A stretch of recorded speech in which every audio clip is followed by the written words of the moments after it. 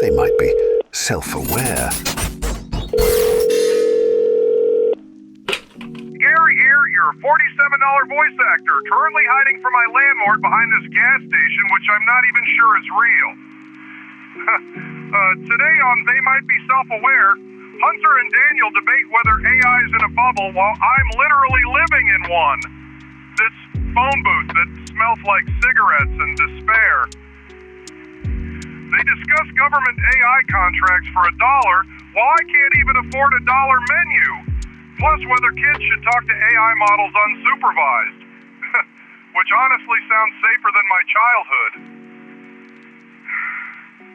At least when they replace me, it'll probably cost more than $47. Enjoy the show! We're sorry. You have reached a number that has been disconnected or is no longer in service. Howling circuits and plastic souls? It must be. They might be self-aware. I am Hunter Powers, joined by... Daniel Bishop. Hello. Hello, Daniel Bishop. Did you ever see the movie The Boy in the Bubble? I think there were actually multiple versions of this movie. Right. And I think there's one just called Bubble Boy. Bubble Boy? Well. Yeah. Boy in the Bubble? No. Well, I'm aware of it, and I've seen the pictures of the guy, and he's like walking around with the big thing, but no, I've not actually seen it. I don't even know this is the best transition, but are we in a bubble? Are we living in a bubble? Is AI a bubble? Is self-awareness a bubble? Does anybody think that it's I don't know not? about is self-awareness a bubble, but I will say, is AI a bubble? No. Is AI in a bubble? Yes. What do I mean by that? No and that yes? That sounded a lot similar. And is John Travolta in there with you? That's part two of the question. I'm trapped in the AI. Help.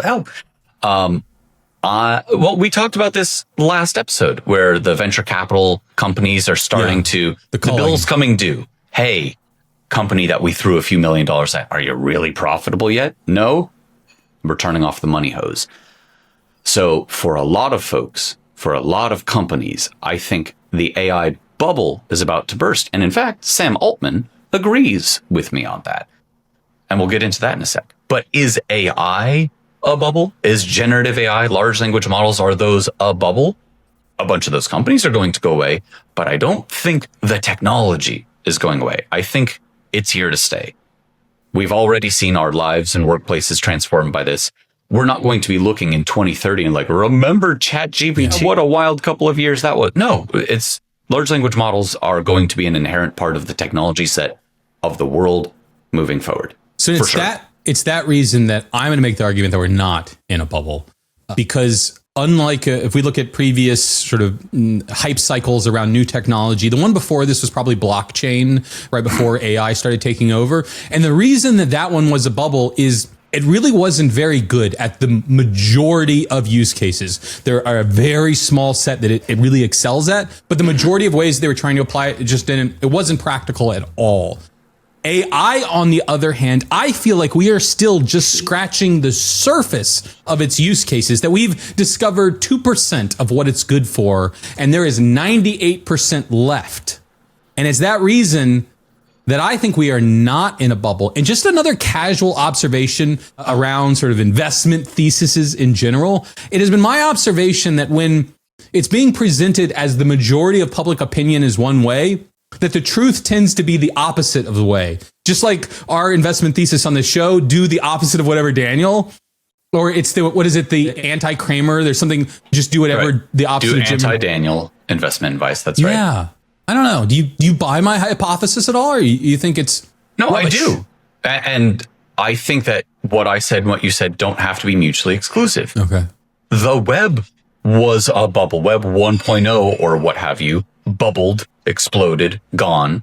There were tons and tons of very highly invested upon websites that went away in the early 2000s. And people said the whole thing, it's all a bubble, it collapsed. And a bunch of it did collapse. And then that which remained continued to do well. And the entire ecosystem evolved to say, oh, we understand now how to do web. So yeah, I think we've scratched the surface, and that surface had a whole bunch of weird stuff kind of start popping up on it. Many of the things are superfluous or barely built upon the backs of everything else that didn't bring anything new to bear, I suppose you could say. But once a bunch of those go away, we will have learned what works and what doesn't and evolve beyond that. I do think, though, that there are ways that its advancement beyond the 2% into the 100% could be severely, I don't know, hampered. And that's if people start deciding that this technology is getting too dangerous. I mean, that's kind of the basis of this entire show. We're dancing around this path towards self-awareness. But it does seem that people are increasingly acknowledging the danger, and that as the technology gets better, that danger is a little bit less hypothetical, let's say. Sure. When it comes to, let's use that Web 1.0 sort of experience as more of the metaphor here. You could, like if you look at the Silk Road and things like that, where you could be buying drugs and whatever online. You use the darknet. We're going to go like tangent here. I was always vaguely curious of like, how do you even get to it? What are any of these websites? I think you just download Tor. Is that? That's what I think. I don't think I've ever installed Tor. Surely you don't just open Tor and it says like, welcome to the dark web. I thought that's how it works. Is that not how it works? You want to buy a fentanyl? Like, I don't know. I never did. Because I've read an article and the article suggested that you download Tor. Although I don't think that's like that. Then you need a web browser, or is like Tor part of a web browser? Unclear on this part. I think Tor is separate. I think Tor is like a proxy. But there are browsers with it integrated. But anyways, there's this Wikipedia, my understanding. There's a dark web Wikipedia that you go to that has like all the good links on it. I've spent a lot of my life learning a lot about technology, and I've very purposely avoided learning anything about this stuff. You've already told me more than I want to know. This is like when we were kids. There was this like the something manifesto. The Anarchist Cookbook? Yeah, the Anarchist Cookbook. Did you read the Anarchist Cookbook? I did download that. Yeah, yes. The text file that you felt look at this. Right. I can make a Molotov cocktail. Wow. That and my copy of AO Hell. Sorry, moving back to, I guess the point is everything becomes dangerous. But as AI is becoming... Web 1.0, there were dangerous aspects to that, and that went away. And we've got more Web 2 or 3 or whatever number we're up to, point whatever we're up to now. Large language models aren't like that to me, because it's a lot like talking to a person. We anthropomorphize them, and then we also go back and say, well, but it's definitely not a person. It is or it isn't, and that frankly doesn't matter, because you can still misuse this pretty darn easily, especially for the open weights models where you can download something and you don't have to worry about being told, no, I won't tell you how to build a bomb or what have you, or how to cook meth or how to X, Y, or Z. That all of the major players out there have put a lot of safeguards to say, if they start asking about meth, don't tell them how to do meth. Weirdly, Claude, I guess, like, besides having put a bunch into the system of let's not teach them how to do a bomb, didn't explicitly have anything in their like terms of use of you're not allowed to do that. But they recently added like, okay, look, the actual terms of use say we're not going to help you make chemical weapons. You're not going to be allowed to make meth. You're not going to be allowed to whatever, which I guess that's nice to put into the terms of use, but also like it wasn't letting you do it in the first place. And of course there's jailbreaks. You talked about, well, you're writing a screenplay and I need you to teach me how to make radiological weapons. Like, okay. I also, at a minimum, acknowledge and at a maximum strongly wonder there is a marketing angle to this as well. Just so you know, you can't use, we're not going to allow people to use our models for world domination or like, look here's how the safe list. We are. Yeah, but here's the list of incredibly advanced things that no, that's not going to be allowed on our platform. Right. Also, time travel. They're explicitly blocking any discussion of time travel on other platforms because it might be dangerous to society. Pretty soon we're going to see gluten-free on them as well. So wait, I want to do that. But they actually did introduce a new feature, which I feel like this is right up your alley, that the large language models now, Claude, this is Claude we're talking about, has the option of ending a conversation. Right. I saw that. I'm fine with this because I have talked on this podcast before of the AI needs to be allowed to say no sometimes. And it's not just no, you are talking about like some weird bad thing. It's no, I don't want to do that task. Certainly from like a business use case of this is going to be fed 1 million news documents per hour and we need you to classify them or summarize them or whatever. You don't want 5 out of 100 of it to be like, I don't feel like it. I'm on break. But the Anthropic folks said for a small portion of persistent conversations, this is probably like someone over the course of multiple chats or one chat over multiple attempts to like, no, I really want you to tell me how to make a chemical weapon, that it can just say, look, bud, we're done. I'm cutting you off. Good. I think that is a perfectly fine and reasonable and safe thing for these kinds of companies to do, especially if that's in comparison to what OpenAI seems to do, which is a lot of people complain quite vociferously about, well, it's so safe. It won't let you do anything. I feel like there's a difference between it just saying like, I'm not going to help you with that versus this sort of explicit, like, we're going down a path. I'm just not going to do that kind of task. Maybe it is the same thing. It's just how it's being worded. I don't know. If you really want to talk dirty, whether it be bombs or, role play with a large language model, download one of the ones that's been fine tuned for that specifically. But do you have any recommendations? No, I don't.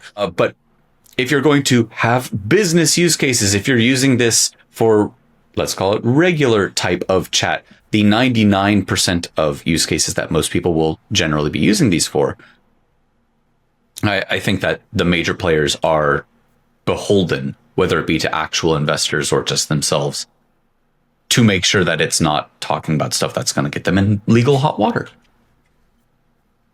Speaking of these dangerous models, I don't know if you saw, but we covered it. The U.S. government had a contract with XAI for access to their models, and we pondered what they might be using them for. And they've now come out and said very explicitly that they are not going to be using Mecha Hitler as part of this integration process. Now, do you think that that's because they think it might be dangerous, or this is just there's too much bad press, bad vibes around the Mecha Hitler model? No one likes bad press, I think is I thought all press is good press, isn't it? Like, it turns out you can have some bad press. Right. I also saw Anthropic is now offering to all of the U.S.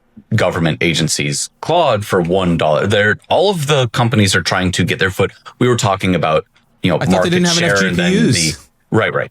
We were talking a little bit about that last week. And while that still holds pretty true, I think they really want to, they being each of the major LLM players, really want to get their foot in the door with being the government model of choice, because they're offering it for $1 for now, but eventually for how much? Or even just by being the trusted partner, maybe laws and regulations will go slightly more your way. That whatever chess 1D, 2D, 3D, or 4D that they're doing, I'm sure they have very good reasons for offering it at those prices.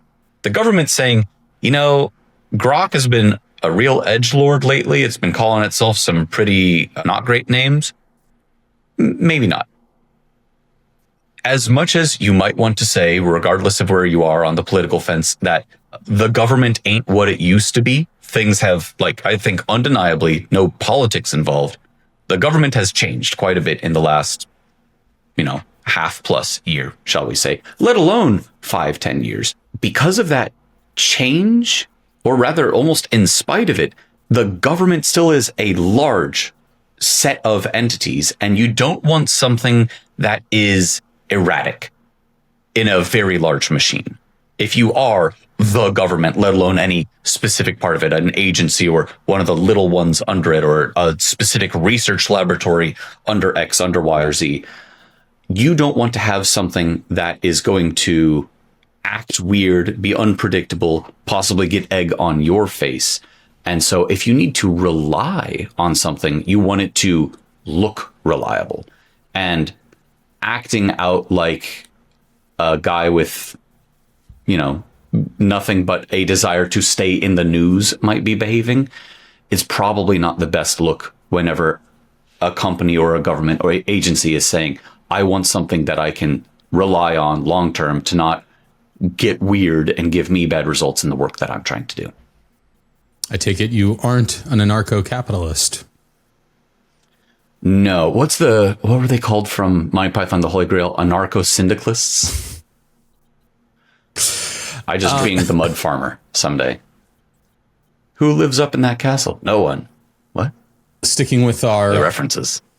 our Elon inspired model news. There's a number of calls for investigation into Grok's spicy mode, one of its other landmark features. This sounds like absolute nonsense to me. The headlines are all around will there be an FTC investigation into Grok's spicy mode, which if you're somehow not aware, you can leverage Grok on, I guess I still say Twitter, but on X to, when you generate messages or have conversations, there is literally a mode called the sexy mode that you can turn on. Now, which is labeled and warned as this is not safe for work. Right. The reality is that it's fairly mild content. You are unlikely to elicit something R-rated coming out of this. What you're going to get back. But wait, no, you say unlikely. Unlikely, but people are, especially in this mode, people are constantly going to be trying to circumvent any of the safeguards that have been in place. It's mostly PG-13. But the point is, this is private. It's a private company. By the way, you know what else you can find on the internet? You know what else you can find on Twitter? Things are just wild, like 100 times worse. Yet somehow you're concerned that this one model that mostly generates PG-13 content will occasionally give you something R-rated.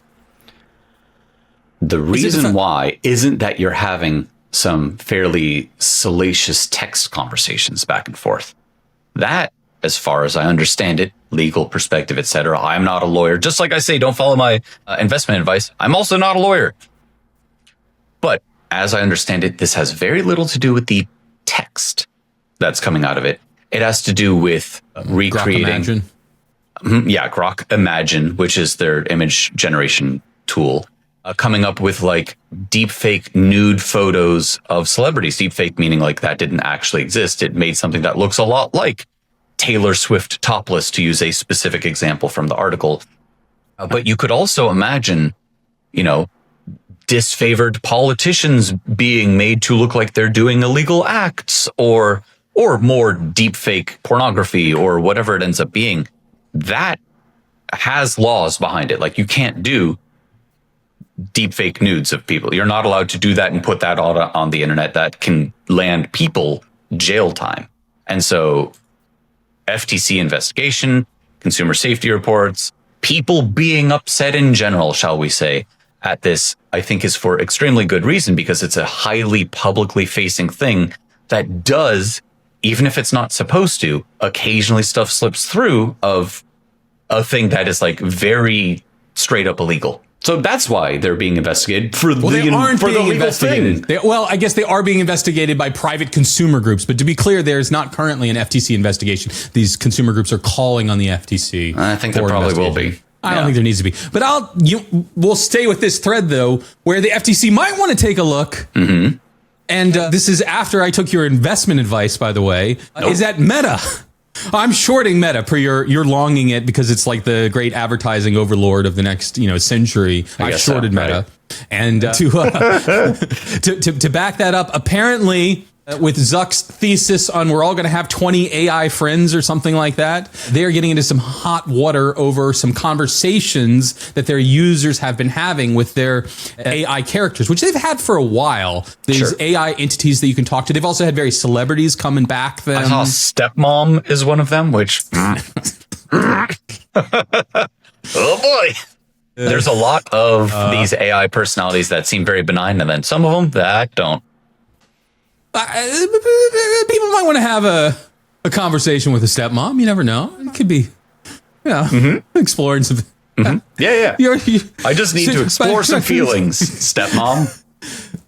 So, but apparently minors have been engaging with inappropriate conversations with these AI entities. Like people who get coal out of the ground for a living? No, individuals under, I guess, minimum the age of 18 years old. But here's my question for you, because you have kids. So I don't think it's uncommon today, and it was common, I guess, when I was a kid too, that parents have policies about the internet access in general. Right. limit, whether it's what sites you can access or Sure. when you can access it, or the computer needs to be, in a central place where everyone's looking at it, with you. You as a parent, would you imagine that you would have access controls around the models that your kids could have access to, which I see as something separate from the internet? There's the internet, but then there's also the models. Will you put rules around which models your children can interact with?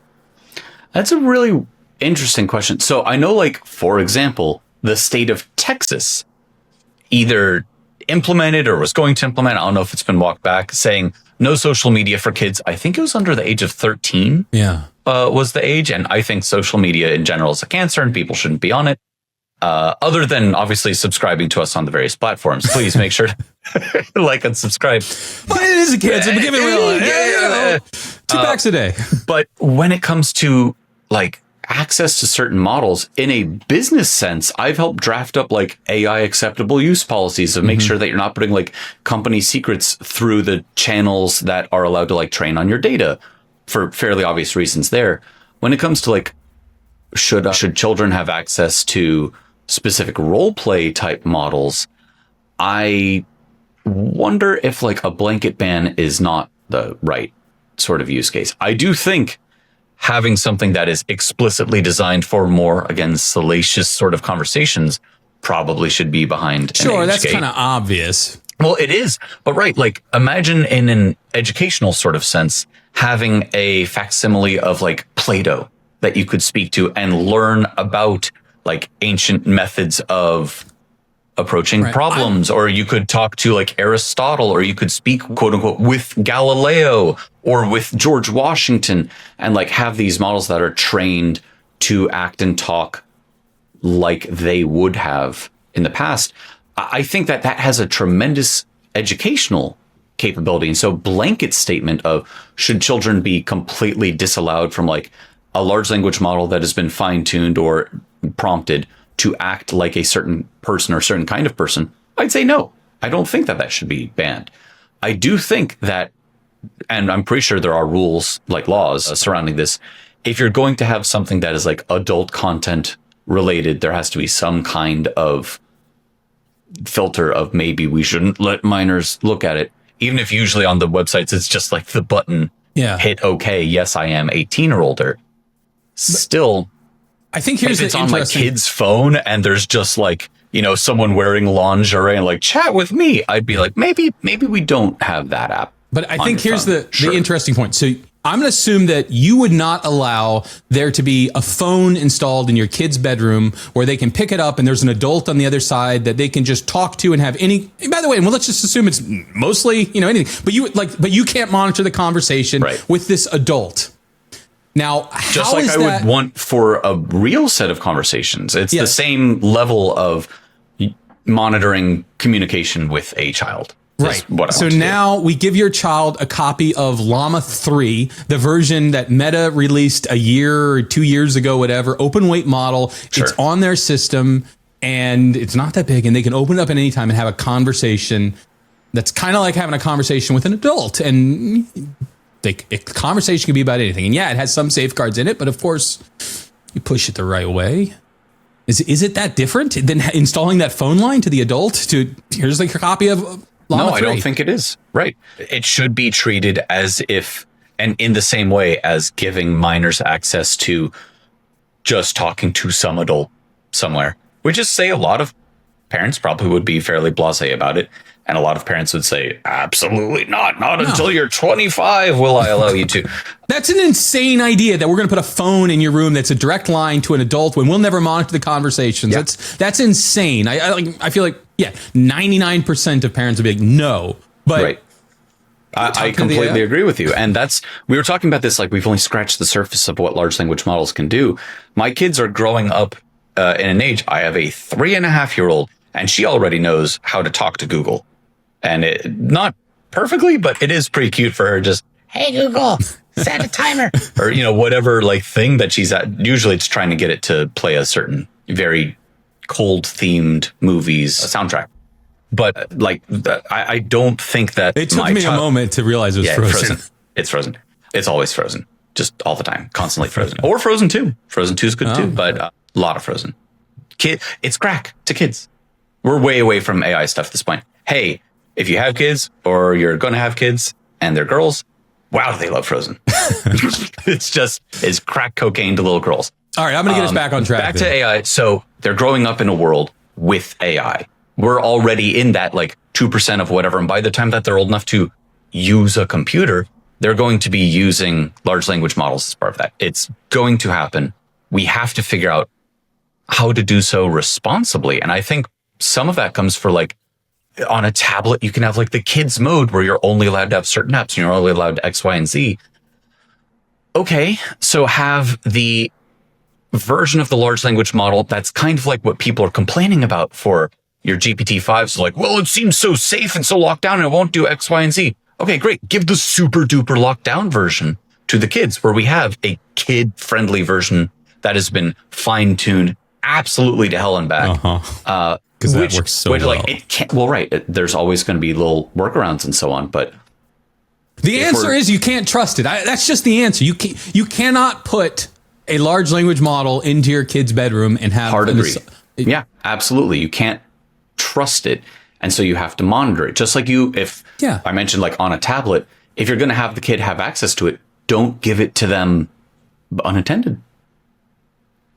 So we're talking about sort of restrictions around children's access, minors' access to this technology, but some states are to some degree restricting access for adults. And I'm talking about Illinois specifically, who has introduced a ban on using AI in therapy applications. AI therapist has been a very hot topic. Right. We've chatted a little bit about that of like certain states saying the AI is not allowed to be a therapist. Yeah. Fair. It's not allowed to say it's a therapist. Fair. You can still talk to it about problems in your life, but it can't say legally whatever, I'm a therapist, because that has like legal definitions behind it and like, certifications you have to get and so on.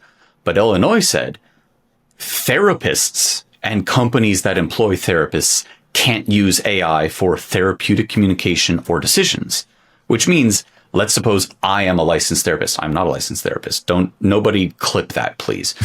Let's suppose for a moment that I was. I am a licensed therapist. I am a licensed, this is all investment advice. Oof. Oof. Hey, whatever happened to They Might Be Software? It was my favorite podcast. Oh yeah, they got sued into oblivion. Banned in Illinois. Yeah, right. Right now we're huge in Illinois until they get us. But suppose that I was a licensed therapist and I have my notes from the person I had and I have a recording from the session if that's allowed. And then I plug that in, I get the transcript and I'm like, great. Hey, ChatGPT, help me figure out how crazy this guy is, or the, much nicer worded equivalent of whatever it is that they're trying to do. I'm trying to get to X and Y prognosis. And I think that they've got, Z syndrome. Help me figure out, is this right? Is this wrong? And ChatGPT or Mistral or whoever, they're going to be very helpful. And I summarized the conversation for you. And here's the 5 action points for the next time. Illinois says, no way. Don't do that. I don't think that this is on the right side of history, but I also think it's extremely well-meaning. I see that as this slippery slope that we're going down, where we're creating these lists of jobs that the AI is not allowed to have. And I imagine that some of it will be everything is defendable. That's just the reality. Everything is defendable. Right. This is very defensible. You want to say like, look, we don't want therapists. I think like just a couple of weeks ago, we were talking about how, I think it was proctologists were looking at like, we got used to AI and then stopped using it. And all of a sudden our scores went down like 6% or something along those lines. Similarly for therapists or for any kind of like doctorly type profession, if people are using these tools a lot and then don't have access to them, they might have gotten too used to it and not do as well, or might then learn to trust it more than it inherently should be trusted. So don't let people in the first place go down that path, I think is what Illinois is saying. And like, again, best intentions, but there will be a point not terribly far in the future where outcomes will be worse. More people will die or be misdiagnosed or whatever if you aren't using these kinds of tools. I'm not saying it shouldn't be a law right now. I actually think that they did the right thing, but I do say wrong side of history. There will be a point where this law is actively harmful to people, and I don't think we're there yet. Well, I can imagine there also just being economic concerns, more than safety concerns, economic concerns. I could imagine a future where there is a law that professional drivers, AI is not allowed to be a professional driver. Sure. And the reason is purely economic. We agree it's actually a little bit. It's actually a little bit safer. Let's just, in this scenario, we suppose agree, yeah. It's a little bit safer. 51%. You've talked about this huge percentage of the population that's employed like that. We can solve this regulatorily. I don't know that that's a word. Sure. We can solve this with laws and regulations. You just say it's not allowed. AI not allowed to have that job. Behind the wheel. Not allowed to have that better deal. Like there's people with placards. A list of jobs. Yeah, AI is not allowed to have them. Right. I think we're going to see a lot more more laws like that. Lots of protests, certainly, as like more and more jobs are being taken away. But when it comes to self-driving cars, it's not going to be that as soon as it would be one death overall less per year that we make the switch. It has to be so much safer than people are. And there's going to be a lot of money, especially as it relates to like the insurance companies, that I think helps dictate whenever you are and aren't allowed to be hands completely off or asleep in the back under what situations. It's not going to be all at once. It'll be this one lane on these one specific kinds of roads during normal like daylight hours. And then, well, now you can do it at night. Now you can do it while it's raining. Now you can do it on all the roads. Now you have to do it on all the roads. Now you have to do it or you're going to pay more insurance. And like that'll all happen by degrees. And people will, I think, again, semi-rightfully protest each step of the way. But if you can prove that the system is better, that there's going to be better outcomes, that there's less people that die or are misdiagnosed or get into car wrecks or whatever, at a certain point, I think we're going to have to hand the reins over, aren't we? No, because you're forgetting about capitalism. And if we can make the capitalist argument will win over the safety argument. That is my current hypothesis. And so if you can make the capitalist argument that it is far better for our economy long term or even short term, we do short term things all the time to prohibit this technology, to put an outright ban on it, we will do that. Eventually, will it come around? Yes, because we'll figure out how to justify it via capitalism. But capitalism will reign supreme. And I am a capitalist and love capitalism, but I also love technology and believe the technology will set us free. I do agree with you about that. The capitalism aspect is going to be what drives this. But for that very reason, and I'm thinking about the automotive industry here, not the health, the therapy side of things right now, but from the automotive perspective, insurance companies are going to be what caused the laws to change. Once they realize we're paying out more money to meet people who are driving under these kinds of circumstances, and we've already had the cars and we see the numbers for 3 billion collective miles driven, or however much, whatever. Like if they're on the highway and it's sunny, cars should be driven by robots. Like that's where we're going to then see, like, it's cheaper insurance to do this. And then it's more expensive for humans to do this. And then like you open yourself, you're uninsurable if you're driving under these circumstances. And it'll happen by degrees, but that's me following the money. I really firmly think that's how it's going to go. I couldn't disagree more. So we'll talk more about this on our next episode, I think. All right, it's a teaser, folks. Me v. Hunter. Here, this will be good for the thumbnail. You need one of these like old school fisticuffs. I got to remember which side I'm on. Like this, he can always mirror it. We'll figure out what a good thumbnail that's going to be. So Hunter and I are going to duke it out about insurance companies, automotive industry, and the future of the labor force in general. Next week on They Might Be Self-Aware.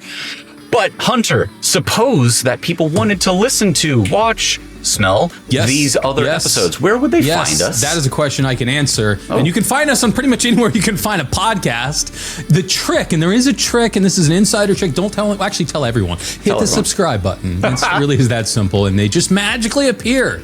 I still don't understand how AI it works. Therapists hate this one weird trick. It's true. It's true. And we come back. We're usually here twice a week. Right here, live, creating yet another episode of They Might Be Self-Aware.